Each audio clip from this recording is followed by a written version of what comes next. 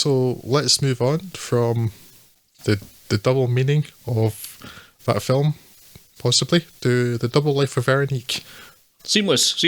Yes. As always, Scott, we've got a reputation to maintain. Yeah, we've gone. I don't want to put any work into this. We've gone from the overly literal titles to the overtly misleading ones, I see. Right, I can't think of a way to talk about the presenting narrative of this film without sounding exceptionally dismissive, which I don't necessarily mean pejoratively, right? But at any rate, Irene Jacobs' Veronica goes about her life, visiting her aunt in Krakow, where she stumbles upon an audition for a choir, which she nails. Walking home, she notices an extraordinarily similar-looking tourist on a bus, but before we can do much with this information, Veronica abruptly drops dead during a performance. Off to Paris then, with said tourist Veronique, Irene Jacob again actually, going about her life as a music teacher, impressed with the tale spun by visiting puppeteer and author Alexandre Fabry, played by Philippe Voltaire. The feeling is seemingly mutual, as confirmed by a weird scavenger hunt as mating ritual, but soon Veronique checks her photographs, noticing extraordinarily similar-looking Polish girl, which perhaps ties into her vague feeling that, like, she was here and somewhere else at the same time. The film then ends. Now, I don't really dislike The Double Life of Veronique, but I'd feel remiss if I didn't point out that it is, at the very best, and giving it a lot of leeway, the life of Veronica and also the life of Veronique, who is not leading a double life, but one single life, with some really vague feelings about another life that's alluded to once or twice. But I suppose that's not quite as snappy a title. Irene Jacob does give a very likeable performance, which helps immensely, and the romance with Philippe Voltaire is as believable as something that's tending more towards the fairy tale than gritty realism can be, which fits well with the tone of the piece.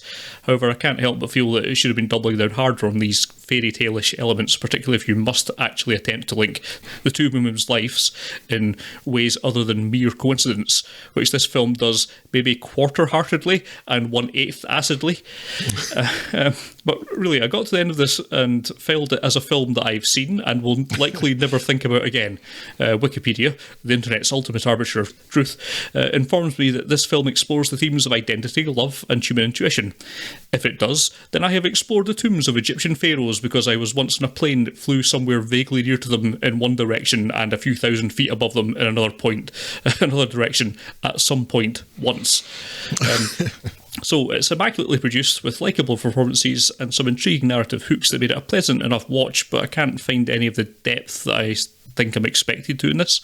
So I'm not recommending that you avoid it by any means, but I can't give it a full-throated thumbs up because that's not how thumbs up works. It's nothing to do with throats.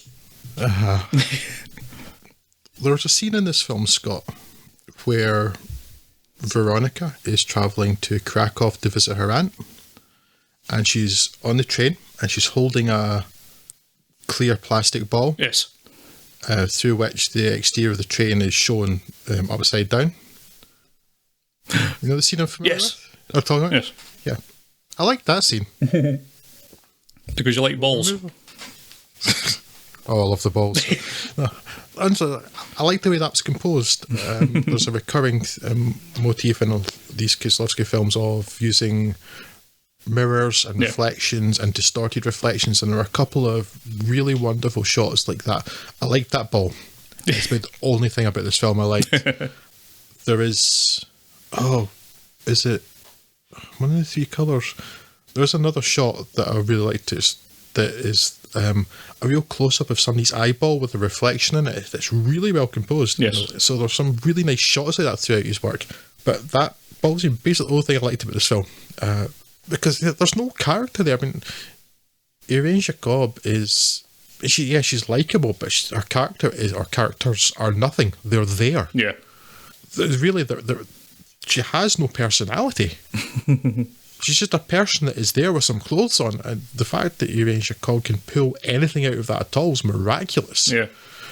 And yeah, I'm not sure what this film's saying. I know he likes his themes of like fate and like coincidence and stuff, but it's like somehow there's they're doppelgangers and they both have heart conditions, but one of them doesn't die because I guess France has better medical care or something, but other than that they're in no way related at all. Yeah, it's frustrating because if you are going to put up this sort of, if this is your whole gimmick for the film, then do something with it, and don't just present them serially and expect them to just to draw their own conclusions between them when you don't actually present any evidence or meaning behind any of it.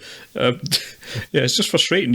If you are going to make a film with that conceit, double down on that conceit and actually do something with it, rather than just show some people going, oh, I think I was somewhere else, but I'm clearly not, because that's not how physics works. And it didn't really inform her character in any meaningful way, apart from like there's a couple of scenes where she goes, oh, I felt like I was somewhere else at some time, but it doesn't really affect any of her actions or personality that I can see in any of the other scenes, and it doesn't tie in together. It's just a bunch of stuff that happened. Yeah, it's just like saying, like, I suddenly felt I wasn't alone in the world, and aye, all right, Obi-Wan, sit down. Yeah, it's I don't know what it's got to say. I mean, at some point I thought, is it a suggestion of some sort of time travel going on? Because it seems like those tapes have come from the future, and I need to go back and check now, because I thought at one point there was a 3-year difference in 2 postmarks in the same envelope. But I now doubt myself. But the tapes that guy sends Veronique, it felt almost like they were from the future from the sound she hears, but they realise that it's just that there's a routine in that cafe in the train station, so she's just hearing the same stuff. Yeah. That's how she was able to pinpoint them. But again, we come back to the whole aliens thing, because yes. Your puppeteer man, who has seen Veronique twice, once very briefly across a stage, and then through the audience at a puppet show, and then once at the traffic lights for 15 seconds? Yeah. When he tells her, hello, you dippy person, you've got your cigarette in your mouth the wrong way around. Then starts stalking her, because all of these films are full of right creepy bastards. And he's another one. And then she tries to run away from him in Paris. He somehow, by magic, tracks her down. It's beyond me how he finds her in Paris. I'm thinking Paris has more than one hotel. Yes. In fact, I've been there, I know that, Still, he manages to find her. And then, instead of, freaking out or kicking him or going to the police, or at least saying, please leave me alone, you right creepy bastard, she shags him. What is going on? And then, so after that, they wake up and he leans over and said, I love you. No, you don't. Shut up, and then, again, instead of saying something sensible like any real person would say, it's like, I love you too. What, this person you've not actually ever met and who stalked you. I'm telling you, it's creepypasta wish fulfillment on the part of the writer, at least, if not the director. Yeah. And it's weird and creepy, and I do not like it. None of these people act like humans act. Yeah. And this film's a double disadvantage, because nobody in this film's basically a human. Yeah, and also, that's what I remember now, another thing that bothered me about this. And the fact that Ranger Cop is likeable at all is a real testament to her ability, because Veronique in particular, Veronica, I mean, at least she has sort of a bit of a career path that she wants to go on, rather than abandoning it like Veronique does, the Parisian version, or French version at least. She agrees to commit perjury for some reason. Yeah. What was that about? Yeah, sure, I'll go into court and lie to ruin some guy's life. For what reason? No, but I'm not getting told that. Right? So she's a terrible criminal person then, and we're supposed to like her. Okay. Uh-huh. Hello? Have you been to Earth before? So yeah, this... No, I didn't. This is the one film I actively disliked out of these. Again, I'm baffled by a short film about love, and I really disagree with almost everything that happens in it. Yeah. But at least I was kind of interested in the film when I watched it. This one, I'm just like, what is happening and why are these people not actually people? And no, don't do that, that's stupid. Yeah.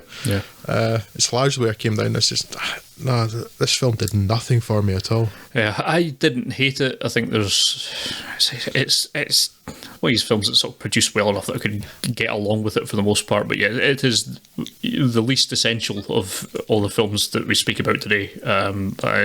And as you say, I don't really understand what it's trying to say or what it's trying to do for a lot of it, so you can't really be all that enthusiastic about it, even if I didn't hate it as much as you did. But yeah, it just yeah, just another weird film. What is the deal with this? Yeah, and this film won all sorts of awards too. I don't understand it. Mm-hmm. Yeah. I don't know if it's another one that you can pick up and run through your analyze filter. It would give you lots of things where you can, dig into and pull apart if you so desired. But the actual film of it, as in and of itself, I don't think merits that level of attention paid to it. You know what I mean? Yes, actually, but a bit of a disappointment, this one.